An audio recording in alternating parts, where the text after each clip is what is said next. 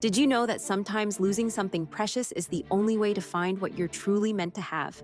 Rachel lost her grandmother's ring during college finals, her only inheritance. Gone. She searched everywhere, put up flyers, offered rewards. Nothing. 20 years later, construction worker Miguel was fixing the old library.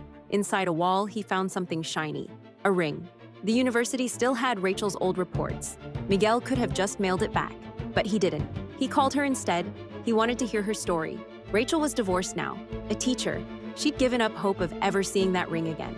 They met for coffee so he could return it properly. Miguel was a single dad who believed in signs.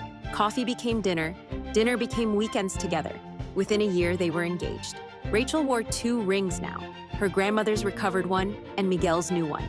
Sometimes the universe takes something away just to bring you exactly what you need when you're finally ready to receive it. Would you have called too?